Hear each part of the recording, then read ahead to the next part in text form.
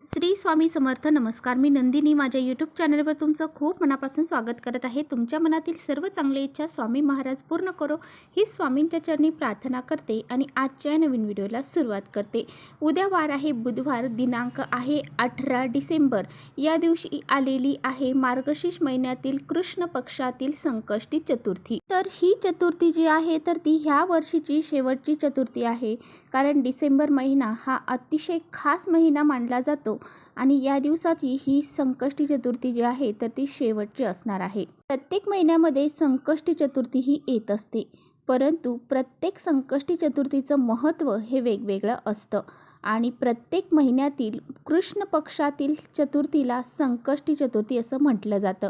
तर मार्गशीर्ष महिन्यातील कृष्ण पक्षातील येणारी संकष्टी चतुर्थी ही अखोरा संकष्टी चतुर्थी म्हणून ओळखली जाते. संकष्टी चतुर्थीला गणपती बाप्पांची आराधना केल्याने व्यवसायासोबतच नोकरीमध्ये देखील प्रगती होते. तर तुमच्या जीवनामध्ये अनेक अडीअडचणी असतील, संकट विघ्न असतील, तर गणपती बाप्पांची जर पूजा आराधना केली तर आपले जे काही संकट अडचणी आहेत तर ते दूर होऊन जातात. गणपती बाप्पांची या दिवशी व्रत करून विधिवत पूजा अर्चा केली तर त्या व्यक्तीच्या सर्व मनोकामना ह्या पूर्ण होतात. तर गणपती बाप्पांची प्रथम वंदनीय म्हणून गणपती बाप्पांना ओळखलं जातं आणि प्रत्येक शुभ कार्याची सुरुवात, प्रत्येक पूजेची सुरुवात ही गणपती बाप्पांच्या वंदनानेच केली जाते, गणपती बाप्पांच्या पूजनानेच केली जाते, जेणेकरून त्या कार्यामध्ये, त्या पूजेमध्ये कोणत्याही प्रकारचे विघ्न हे येणार नाही. म्हणूनच बघा, आपल्याला या संकष्टी चतुर्थीच्या दिवशी काही प्रभावी उपाय करायचे आहेत.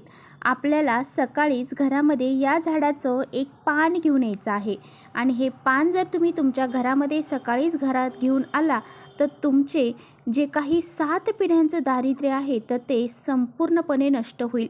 तुमची कितीही कठीण इच्छा असू द्या, ती इच्छा पूर्ण झाल्याशिवाय राहणार नाही. त्याचबरोबर तुमच्या जीवनामध्ये रात्रीतून आयुष्याचं सोनं होईल. तुमचा एखादा शत्रू असेल तर तो सुद्धा तुमच्यासमोर लोटांगण घालेल, असा हा अत्यंत प्रभावशाली उपाय आहे.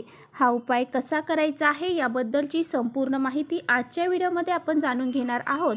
त्यामुळे तुम्ही पुढे व्हिडिओ स्किप न करता शेवटपर्यंत नक्की बघा, जेणेकरून तुमच्यापर्यंत योग्य ती माहिती पोहोचेल. आपल्या चॅनलवर जर नवीन असाल तर चॅनलला सबस्क्राईब करा आणि असेच नवनवीन माहितीपूर्ण व्हिडिओ पाहण्यासाठी बेल आयकॉनलाही प्रेस करा, म्हणजे मी जेव्हा कधी नवीन व्हिडिओ अपलोड करेन त्याचं नोटिफिकेशन सर्वात अगोदर तुम्हाला भेटेल आणि तुम्ही एकही व्हिडिओ मिस करणार नाही. त्याचबरोबर कमेंट्समध्ये ओम गण गणपते नमः हे लिहायला देखील विसरू नका. व्हिडिओ आवडला, माहितीपूर्ण वाटला तर आपल्या मित्रपरिवारांसोबत नक्की शेअर करा. बुधवार हा दिवस गणपती बाप्पांना समर्पित आहे आणि त्याच दिवशी गणपती बाप्पांची संकष्टी चतुर्थी देखील आलेली आहे. त्यामुळे हा दिवस अतिशय प्रभावशाली आहे. या दिवशी गणेश तत्व हे आपल्या पृथ्वी तलावरती खूप मोठ्या प्रमाणात जागृत अवस्थेमध्ये असतात आणि ह्या काळामध्ये केले जाणारे जे उपाय आहेत तर त्यामुळे आपल्याला गणपती बाप्पांचे कृपा आशीर्वाद मिळतात आणि आपल्या सर्व इच्छा मनोकामना देखील पूर्ण होतात. आपल्या सर्वांनाच माहीत आहे की गणपती बाप्पा हे बुद्धीचे, ज्ञानाचे आणि संकट दूर करणारी देवता मानली जाते. हा उपाय जो आहे तर तो उद्या तुम्हाला सकाळी 12 वाजण्याच्या अगोदर करायचा आहे. बऱ्याच वेळा आपल्या मनामध्ये भरपूर अशा इच्छा असतात आणि खूप कष्ट मेहनत करून देखील आपल्या ह्या इच्छा ज्या आहेत तर त्या पूर्ण होत नाही आणि बऱ्याच वेळा आपण भरपूर असे उपाय देखील करतो, भरपूर सेवा करतो, परंतु त्याचे फळ हे आपल्याला प्राप्त होत नाही. तर आपल्या कुंडलीतले ग्रह हे कमकुवत असतील तर आपण कितीही प्रयत्न करा, कितीही कष्ट करा, कितीही मेहनत करा, परंतु त्या कष्टाला, मेहनतीला आपल्याला नशिबाची साथ मिळत नाही, देवाची साथ मिळत नाही आणि आपल्या इच्छा देखील पूर्ण होत नाही. अशा वेळी आपल्याला असं वाटतं की आपण एवढे सेवा करतो, उपाय करतो, देवांची पूजा अर्चा करतो, तरीसुद्धा आपल्याला हे काही फळ जे आहे तर ते प्राप्त का होत नाही. तर याचे कारण असंही असू शकतं की तुम्हाला पितृदोष असू शकतो, ग्रहदोष असू शकतो आणि अशा बऱ्याचशा समस्या तुमच्या जीवनामध्ये असू शकतात. त्यामुळे पहा, जर आपण अशा विशिष्ट तिथींना काही प्रभावी उपाय केले तर आपल्या इच्छा मनोकामना देखील नक्कीच पूर्ण होतात. एका वेळेस जर आपण समजा एक उपाय केला आणि तो उपाय आपल्या प्रभावी नाही ठरला की आपण लगेच तो उपाय करणं बंद करतो, तर असं आपल्याला करायचं नाही. त्या उपायांमध्ये आपल्याला सातत्य ठेवायचं आहे. आता पहा, तूप खाल्लं की लगेच रूप येतं असं मी अजिबात म्हणणार नाही.